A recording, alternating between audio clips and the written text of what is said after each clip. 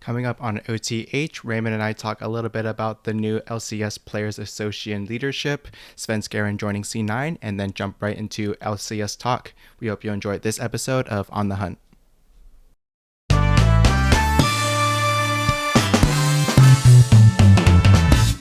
Welcome, everybody, to episode 49 of On the Hunt, a League of Legends podcast. I'm your co-host, Chris, aka the color-changing chameleon. Because I dyed my hair like 2 weeks ago, dude, and I actually just forgot to mention it.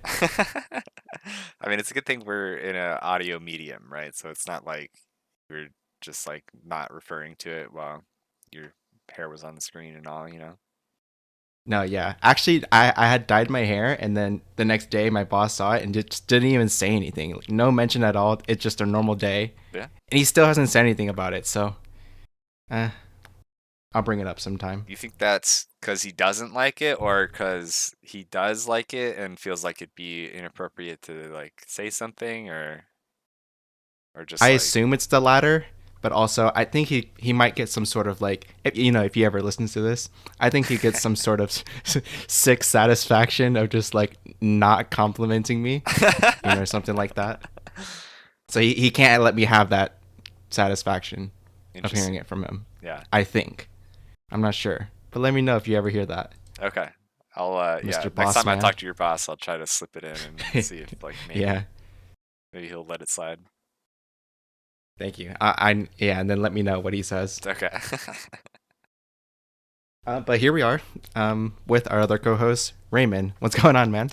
Not much, man. Just been hanging out, going to work, doing my thing. Been watching, Yeah. the LCS. March Madness just started. Baseball spring training starts tomorrow, or it started today. There's a lot going on for me. Yeah. Did you do anything special for today's St. Patrick's Day? Any Nah, ragers going on? no ragers, no. I'm home alone this week, so it's just I'm just kind of chilling. There's nothing wrong with that. I'm a home chiller myself, if I dare say so. How's the gaming life? Just any League of Legends players around here? A little bit of League of Legends still. I've been playing more with some of my lobby buddies, and then just some ARAMs here and there. So not anything really to report on that front. Actually, I think I played my first two solo queue games of the year, and then I lost them both, and I'm gold 3. Ouch. Well, you got to start somewhere, buddy. That's true. But I feel like gold So 3 for no being shame in O2 that. is it's okay.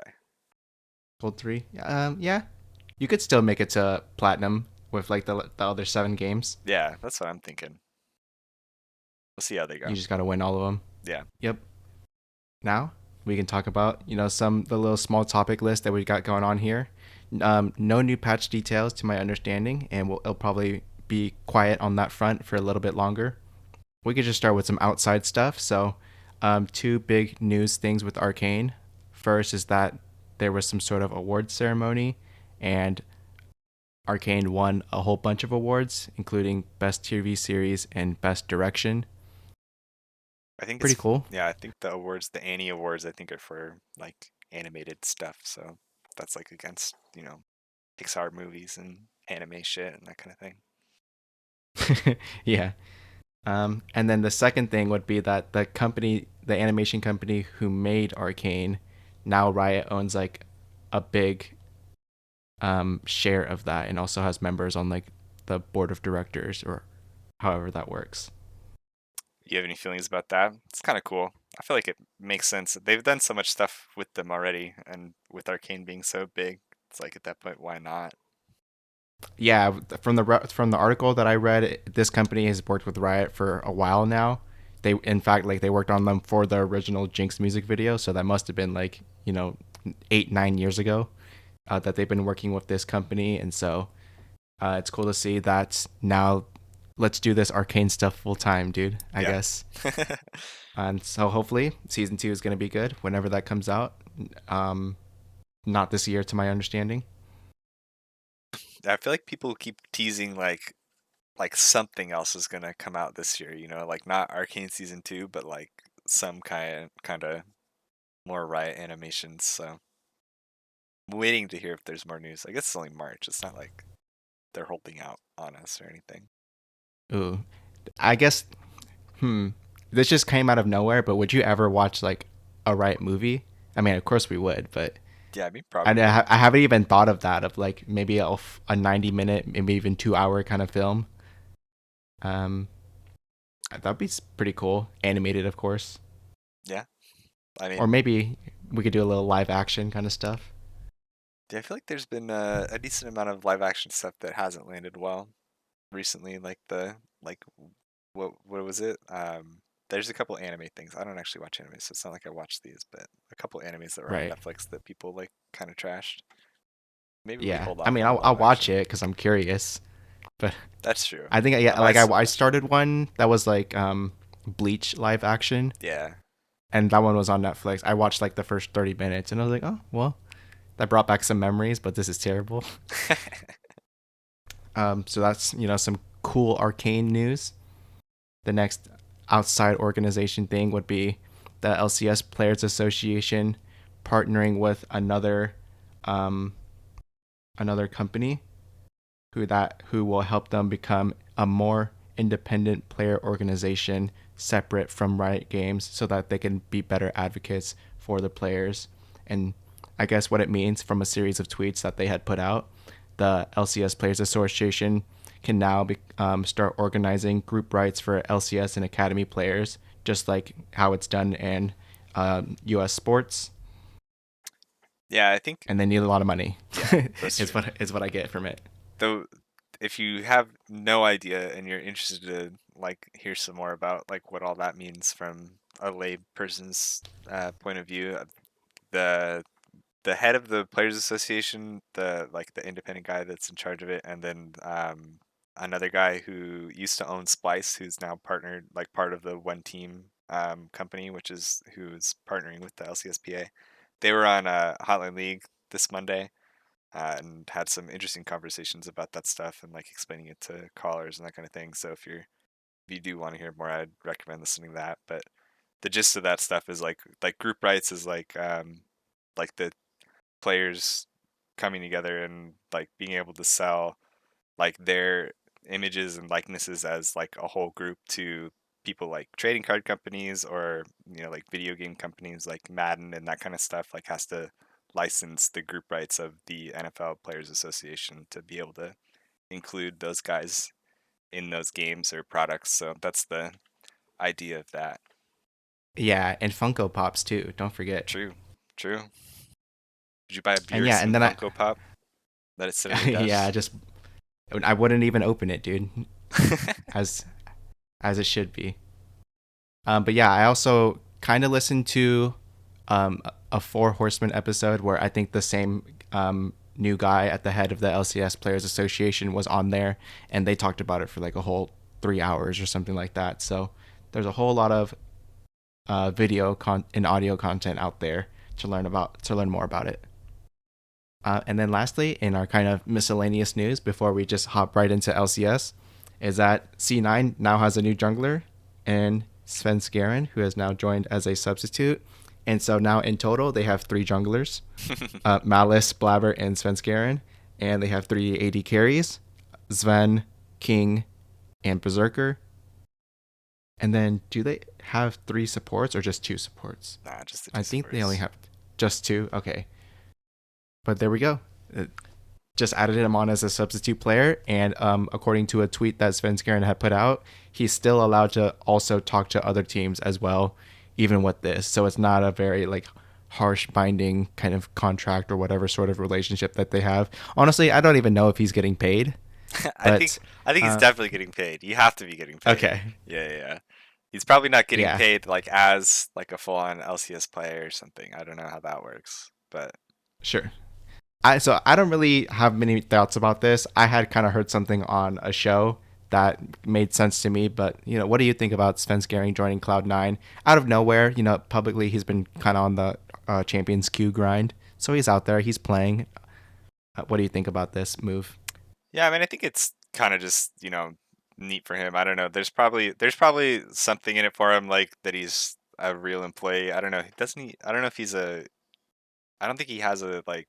green card or anything that he's a real U.S. resident, but he counts as an NA resident, I think, for like he's grandfathered in for LCS rules. So I think part of why they picked him up as a sub is like for any potential like playoff substitutions that they might need to do, because like if something were to happen to Blabber, uh, they wouldn't be able to sub in Malice because he's an EU import.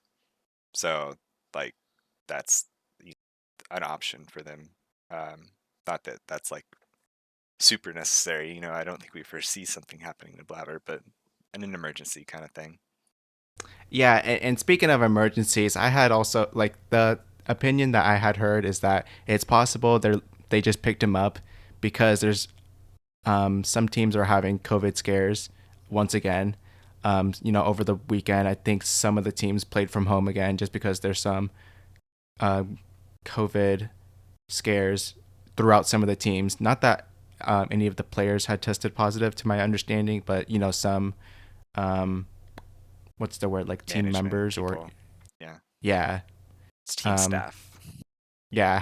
team staff had tested positive or had come into contact, and then just to play it safe, the whole team stayed home for that day or weekend, and so um, that might be the move here with Svenskeren as well, just in case that somebody gets sick, they have a backup, and he was just out there, and I assume it's very cheap to just like have him on board. Yeah, like at worst he's getting like the minimum, and that's I think Jack can afford that. He's sold enough players over the years. Yeah, and now that they have him, like if they do sell him, which it's possible, some teams might be looking at Svenskeren. I mean, you think the way that Sven's tweet made it sound, I feel like Sven's just like Jack's just like giving him a space to continue to work, and then if somebody wanted him on their actual team, he would be like, yeah, you go ahead, like that. Like that sounded like their agreement. Yeah, I think so too. Would be pretty wild if he did just say like, yeah, sorry Sven, actually we're gonna make him pay $1 million, and if they don't want to shell it out, you're stuck here, bro. True, true. I'm more with you now. But yeah, not much else going on this week. So if you're ready to hop into it, we can do some LCS week 6. Yeah, let's do it. So we finally had the legendary Cloud9 versus TL game over this past weekend, and so I'll just run through the standings. Up at first place, we have Cloud9, 11-2 in first place.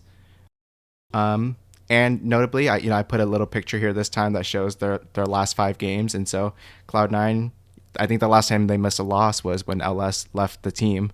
Hmm. So that game against CLG, and so ever since then they've been on a win streak, and so they're 5-0 in their last 5 games. Second place is Team Liquid, 10-3. 100 Thieves takes up third place at 8-5.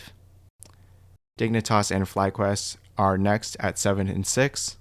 Then in sixth place there's Evil Geniuses at 6-7. CLG is 5-8 at seventh place, alongside Golden Guardians, also 5-8. Immortals is ninth place at 4-9.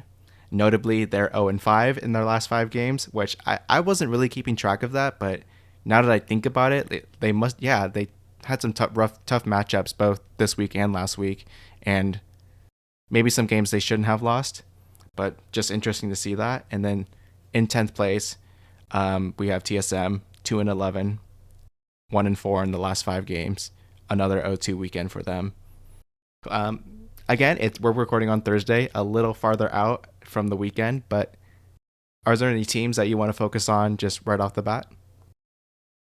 Yeah, I don't think there's any teams in particular. I do want to kind of talk about that C9TL matchup though.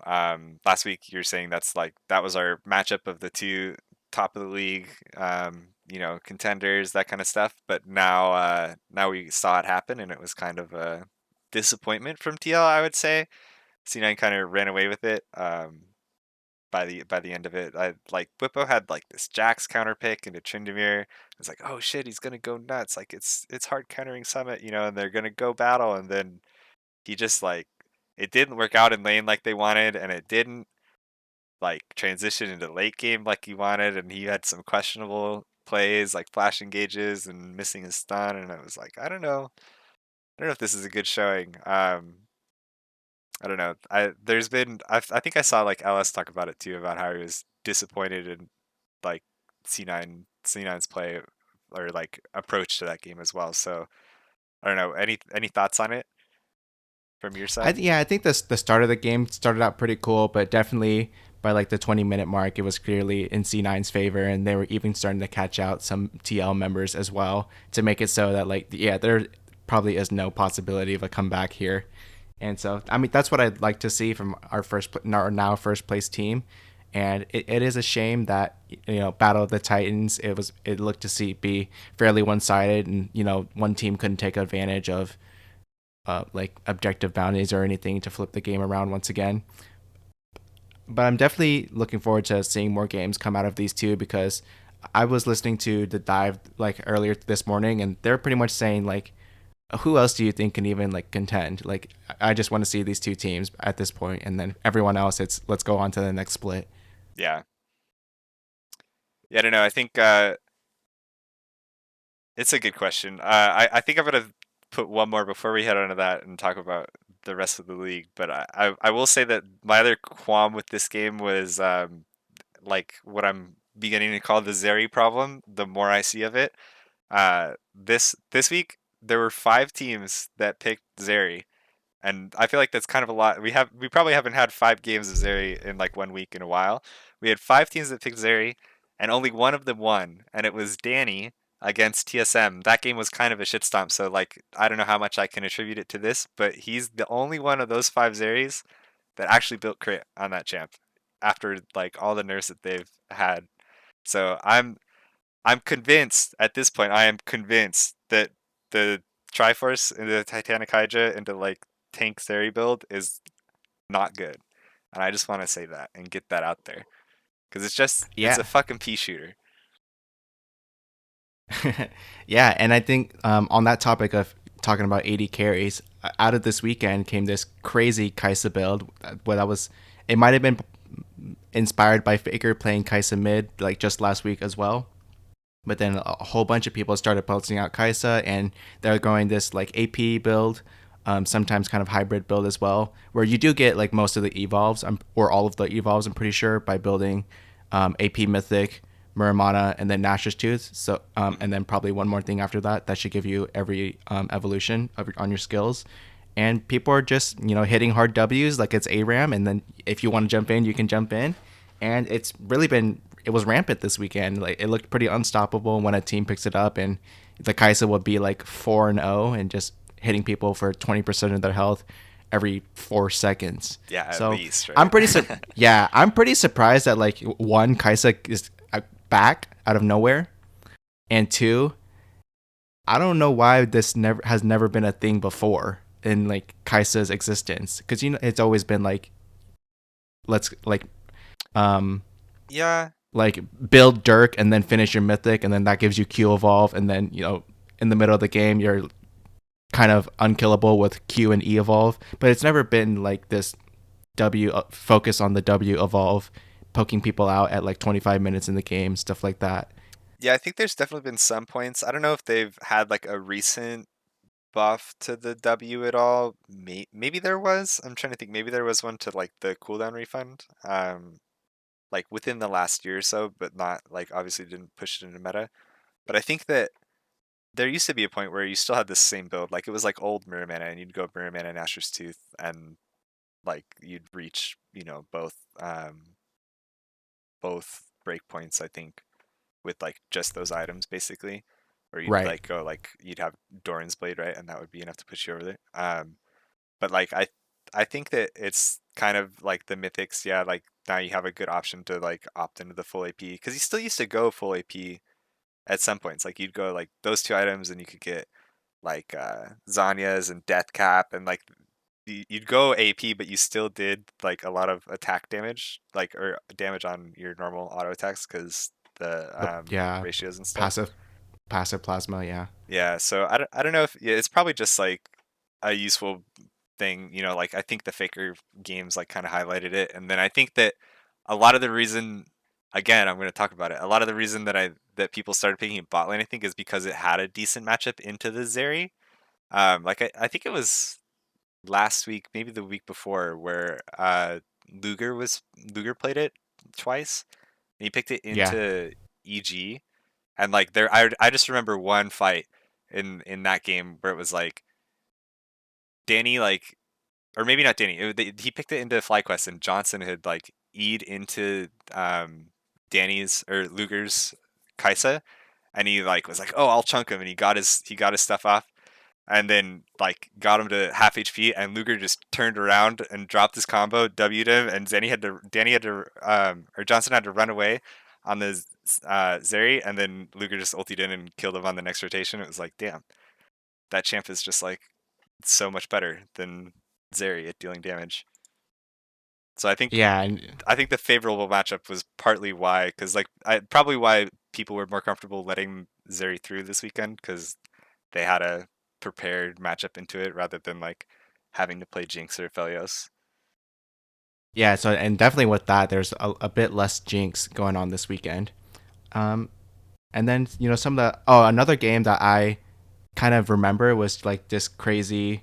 I think it's 100 Thieves versus Golden Guardians. I want to say where Hmm. Golden Guardians is like up 10, 15K for like most of the game, but then unfortunately they just can't like close out the game, and then slowly like you can see 100 Thieves clawing it back, and then at no point in the game do they ever have a gold lead, but then they end up winning because they have a couple of strong scaling champions like Jinx, and so that was just a really kind of cool game to see like a team clawing back and like, kind of feeling bad for Golden Guardians of not being able to close it out.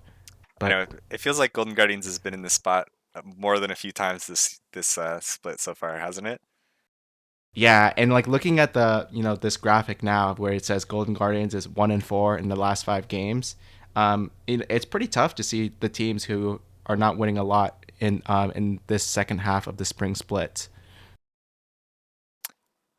Yeah, at least they have the benefit of not having to have their record carry over into next split, right? We get the summer reset. Yeah, hopefully, and then Jensen and Double F are gonna join TSM, and everything's gonna be okay. Dear Lord. Yeah, I But think yeah, I will say on that 100 Thieves Golden Guardians game, the when you were mentioning like who are the other contenders, right? I think like the obvious eyes are like you look to 100 Thieves as the defending champs, and this week they went 2-0, like, oh my god, 100 Thieves, they're back. But like this game was like, holy shit, you should not have won this game, bro. I don't know. I wouldn't count it as a 2-0 week, and I wouldn't feel good about the 2-0 week even if I did. So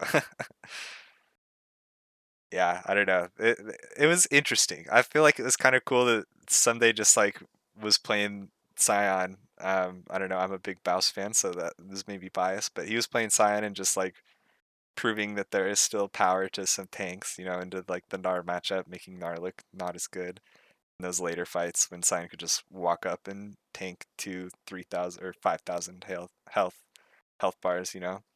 Um, I don't know. yeah, it was like a super scaling kind of composition with the Yeah, Scion. I feel like there's been the other thing that worries me though about 100 Thieves is that like the the expected strong point of that team for like the last year has been FBI and Huhi. Even when they were on fucking Golden Guardians, it was FBI and Huhi were really fucking good, right? And I feel like they haven't found their form yet still this year. Even in that game, even in that 100 Thieves Golden Guardians game, there were fights where it seemed like 100 Thieves had a chance to win, like earlier in the game, like not just at the 40-minute mark or whatever it was where they did turn things around, and FBI found himself in some weird situations, getting caught by like Gnar ultis without flash, or flashing in and then not being able to get a kill and then dying, something like that. So I'm a little worried about them just like not playing well. Like I feel like you expect that those guys will turn it around, but it's been already 13 games into the season and they haven't figured it out. So I don't know when to start worrying and when to you know just still be fine with it. Yeah, and so looking at our top six now after week six, we have Cloud9, Team Liquid, 100 Thieves, Dignitas, FlyQuest, and Evil Geniuses. How do you think of? How do you feel about this possibly being a top six as we move closer and closer to playoffs? Do you think maybe somebody doesn't belong in there, or are you expecting another team to break in from the outside into the top six? What do you think? I think at this point, I'm pretty okay with the top three, and That's like, fair. I'm more okay with the top two, right? Like 100 Thieves is just like in this gap between the top two and like the next like group beneath them, um, where I'm still not sold completely, but there's enough there that I'm happy with that team being in the playoffs. I think the rest of them are kind of still unproven. EG is, had had bright spots and not as bright spots. Uh, and then Dignitas and FlyQuest still feel like they have not like settled yet. I don't know how to say that, but like there's similarly good and bad games. Like I don't know who's the real good team out of that. And I feel like CLG and Golden Guardians are looking close enough that this is all just kind of a clump of like there's 5 more games. I'd have to look at the schedules to figure out who I would bet on making it in, but I can see CLG and Golden Guardians both like stealing one of those spots away from a FlyQuest or a Dignitas that has to match up against the top of the table and loses a few games in like Super Week or whatever. Yep, and we do have another super week coming up pretty soon. I don't know if it is it. I don't I think think it's it's the this last week. week. I think we have this week, which is 2 games, and then the week after Yep, is you're the right. last week of the season. Yep, you're right. Um, Anything else about LCS Week 6 before we give a preview on Week 7? No, I think I've said my piece. I'm just gonna say it again. Don't build the on hit or Triforce on Zeri. Go crit. Build Essence Reaver if you really want a Sheen proc. And then looking at the standings now for Week 6, a whole bunch of teams went 0-2 this week, including Golden Guardians, FlyQuest, and TSM, and Immortals. Yeah, so 4 teams went 0-2 this week, while 6 teams did a mixture of 2-0 or 1-1. And I just thought that was kind of surprising to see. Yeah, that is a weird stat. I don't know if that's like it just feels like a unlucky week sometimes for those teams that end up 2-0 or 0-2. Like there's so many teams that can lose in this league right now that I don't know how you justify not winning. Yeah. So I mean that's also gonna the more times that these teams go 0-2 as we get closer to the end, the more and more the other teams are gonna pull apart from them. So hopefully FlyQuest doesn't keep going 0-2, and they can stay in the top six right there. I do think we do have to, at this point, we have to say that TSM is out of the playoffs, right? Like, there's no hope. Mathematically, maybe, but like realistically, there's no hope. I think EG would have to lose every game as well, so it's probably not gonna happen. Oh, I think I did see a Reddit post, right? It was like not only does EG have to lose out and TSM win out, but like there has to be a very specific pattern of like CLG Golden Guardians Immortals like in their matchups because they play each other, so it's like impossible for them to all lose out. So like there's only like one scenario out of like all possible scenarios at this point for the rest of um the rest of the season for TSM to actually make it into playoffs.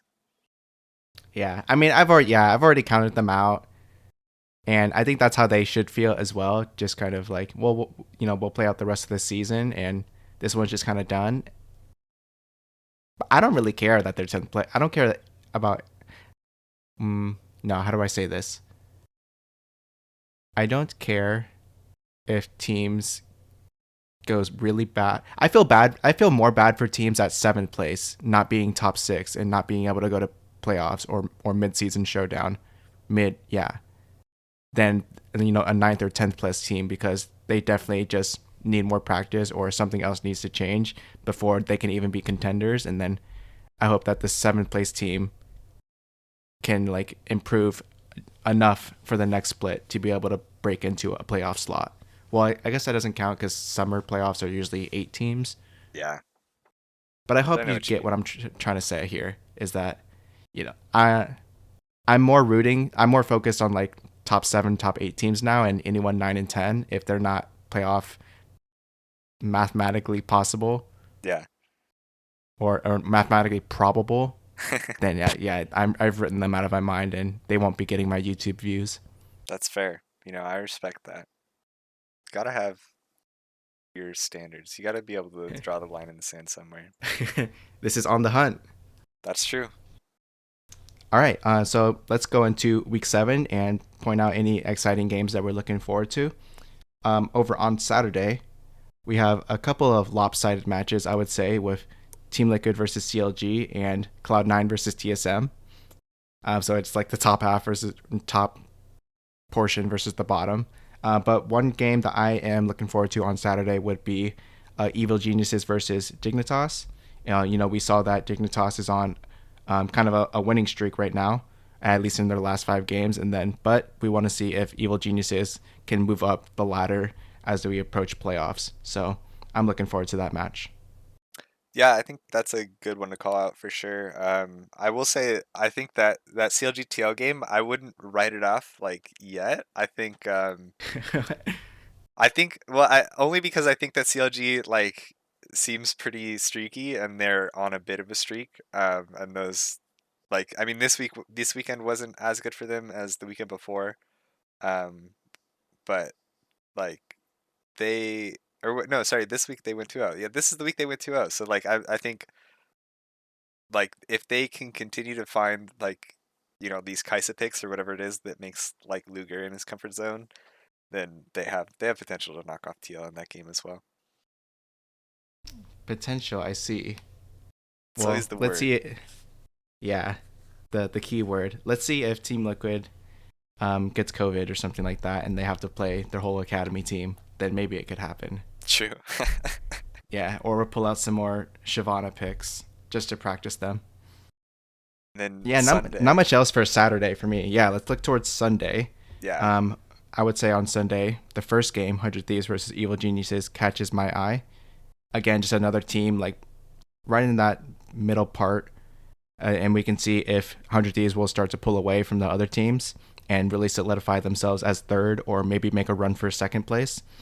And really, just I want to keep my eye on Evil Geniuses because I had a bit of a higher expectations of them for this season. So I just want to see how they keep on doing. Yeah, I would say that's a good one to call out too, because I think that at this point, that's a matchup that if EG is good, they kind of like have to win, right? Like that, like stylistically, you get like Impact who has like shown his ability to win top matchups, like in that game against in their last game against C9 where he was kind of gapping Summit until they lost. Like he should be able to show up in that same way against Someday. I don't know if that's like a he plays to the level of his opponent kind of thing, but that's a place where they need him to. And then you've got JoJo going against like Abadaga, who's like been having a worse split. You've got your bot lane, Danny and Vulcan, like should be able to show up against FBI and Huhi, who have been having a worse split, right? Like these are things. If you're proving that you're Ichi and actually deserve to be in playoffs, then you should be able to match up against this 100 Thieves team, I think, and take a win. Yeah, definitely both teams have their own fair share of problems. So it's really just about like, who can play their strengths better, I think.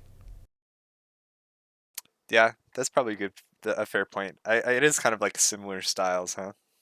Between those guys, maybe just like the biggest difference between Abadaga and JoJo, the way they've picked their champs. Yeah, and even the way that they play, I heard that JoJo's still continuing to be like one of the most aggressive mid laners and like a mostly passive pool of mid laners for this split. Yeah, and then we just saw Abba kind of finding his form, and that's like on Vex and just playing, the counter engage, control magey kind of stuff.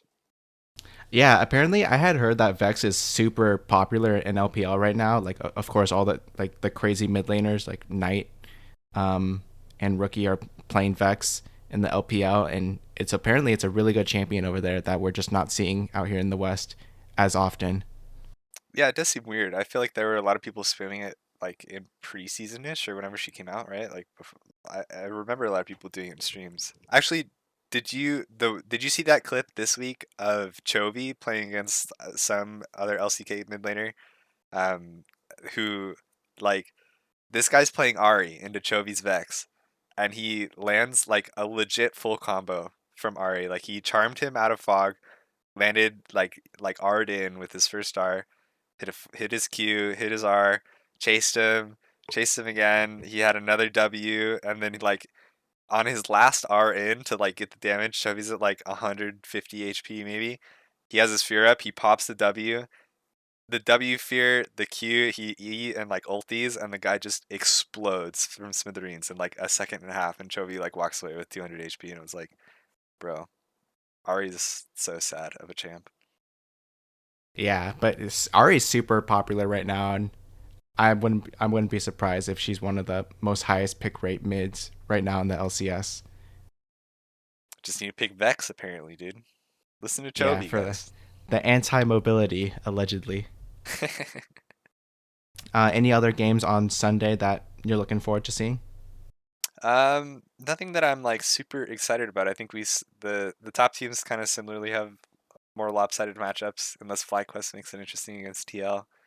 The Dig Golden Guardians game on Sunday is probably another one that might not be like super good, but is interesting for when it just when it comes to playoff seeding. Still, like that's an important one for the race. Yeah, I would say though those two matchups you're talking about, FlyQuest and Team Liquid, as well as Dignitas and Golden Guardians, those are probably the matchups closest to each other that if any games are going to be exciting on that day, it's probably going to be those first three that we've talked about. Then again, CLG also beat C9 in the first round robin, so Oh yeah, they're just the Giant Slayers, they so they this could is do it the again. rematch. Yeah, That is true. And they'll pull it out with the secret AD carry counter pick. true. All right, I think that about wraps it up for us over here at the On the Hunt Studios. You want to do some picks of the week to wrap this short episode? Yeah, dude, I'm down to do some picks of the week. Do you have one ready, or you want me to go? Goodness, no. Go ahead. All right, my pick of the week this week is gonna be Hecarim, dude. I don't know if we've done that recently, but that champ is like fucking not balanced. I think I probably have talked about it. Just like talking about if you've watched Malice stream any Champions Queue, or just watched like a lot of junglers, probably Blabbers played it in LCS, but you go like you can build that champ as an actual damage carry out of the jungle, and you just farm super fast. You build if you build Triforce, like people are in LCS. A lot of people have been building like the phase rush with Chem Tank, and you go just like normal like go fast engage Hecarim. But if you have the right team for it, or you're against like a lot of melees that are like kind of low damage, or a lot of like squishy champs that you can just dive on in one shot, you can really easily build Triforce and like like super tank items like Frozen Heart or Force of Nature against the team that you're against. That just depends on how stacked they are in each damage type. And you can just ghost in and E in and ulti onto the back line, delete one guy, and you have all this healing from Conqueror and your W and all the damage you can deal with Triforce, and it's like just pretty disgusting if you get ahead. What keystone do you go for Hecarim? Usually Conqueror. I think that's better than Phase Rush most of the time. Like I think the people that take Phase Rush, it's like I want to engage and like be able to run away if it goes bad or something, right? Or like you dive someone and get out of tower range. But like the Conqueror just has such better sustained fighting, and I think Predator's kind of overkill just because you like double stack on a lot of your move speeds. Hit like those soft caps that move speed has in the game. Yeah, that's fair. That's a pretty solid pick of the week. I remember last year when I was trying to play solo queue, like Hecarim was running rampant around this time of the year as well. So it seems to come back every year at some point to have it shine in the limelight. Same thing with Olaf and stuff like that. Yeah, yeah, it's true. All right, for me, I am gonna roll with Lucian Middle. This is inspired by Fudge picking Lucian mid on his Saturday game against Immortals, where he didn't end up doing so hot, but it just kind of reminds me of how fun that champion is to play in mid lane. or and just in general, and then being able to bring it middle and have some fun matchups against like these AP carries who have like low auto attack damage, and when you're just kind of weaving in and out with your dash, they can't hit you either. So sometimes it feels a bit unfair to like bring Lucian middle and stuff like that. And Yeah. then also I'm just reminded of some of the fun times that Jizuke brought us with Lucian mid last year. And so I haven't been playing the game, but that's the one that I'm going to roll with. Thanks, Fudge, for bringing back some good LCS memories. Dude, I like that pick. I think, and it's funny that Fudge picked it this weekend too, because last week was when Lucian got buffed in the B patch, and I don't think that hit live, or it didn't hit. It hit live, but it didn't hit like LCS. So like he was playing on like an even weaker Lucian kind of. I feel like with the patch, we might even see more Lucian like picked in the bot lane, especially if people are picking stuff like Kaisa. You can almost like get away with playing down there with a Nami again or something and bully out that shorter range carry. Yeah, and just notably, like this is one of the few games where that Nudge has like negative KD, and like and then also in that game, Summit super carries that whole game Yeah. by just being a superhero on Ignite Nar, I believe that was the game. hmm Yeah, he just kind of pulled out the top gap in that game. It was not pretty. Yeah, so I mean, great to see that when you have good teammates, they support you, and I'm sure Fudge will get him back with the good games pretty soon against CLG and TSM this weekend. Yeah, that's the hope, right? Like, gosh, Fudge. If you can't beat those teams, then you're not actually a good mid lane, no matter what else happens. Yeah, we'll see what goes though. Okay, and that's going to be it for episode 49 of On the Hunt, a League of Legends podcast. I hope you all enjoyed it, and if you did, be sure to subscribe to our podcast on the service that you're listening to us on if you haven't already. We'd appreciate it if you also give us a rating or hit the like button to show some support. You can find us on YouTube as well as your podcast player of choice, from Apple Podcasts to Spotify and so forth.